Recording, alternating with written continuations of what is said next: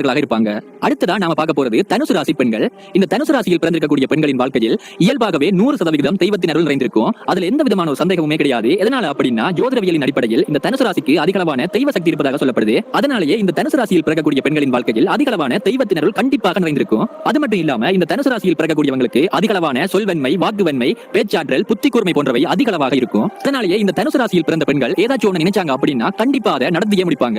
அது மட்டும் இல்லாம இந்த பெண்கள் சொல்லக்கூடிய வார்த்தைகள் அப்படியே நடந்து வரும். அதே சமயத்தில் இவங்க பெரும்பாலும் யார் என்ன சொன்னாலும் அதை அப்படியே நம்ப மாட்டாங்க.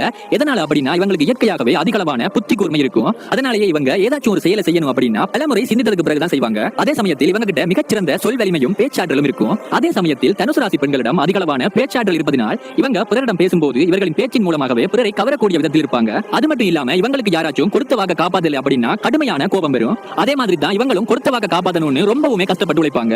அதே சமயத்தில் இந்த தனுசு ராசி பெண்கள் தன் கணவர் மீது அதிகளவான அன்பும் பாசமும் கொண்டவராக இருப்பாங்க. அடுத்து நாம கடைசியா பார்க்க போறது மீன ராசி பெண்கள்.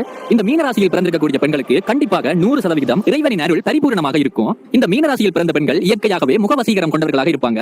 அதனாலேயே இந்த பெண்களை பார்ப்பவர்களுக்கு ஏதோ தெய்வத்தை பார்த்தது போன்ற உணர்வுகள் ஏற்படும். அந்த அளவுக்கு மிகவும் முகவசீகரம் கொண்டவர்கள் தான் இந்த மீன ராசி பெண்கள். இவர்கள் முகவசீகரத்தில் மட்டுமில்லாமல் மிகச்சிறந்த கைராசிக்காரர்களாகவும் இருப்பாங்க. இவர்கள் ஏதாச்சும் ஒரு செயலை தங்களோட கைகளால் தொடங்கி வச்சாங்க அப்படின்னா அந்த செயல்கள் மிகச்சிறந்த வெற்றிகளை காணும். சரி நண்பர்களே, இன்னைக்கான இந்த பதிவு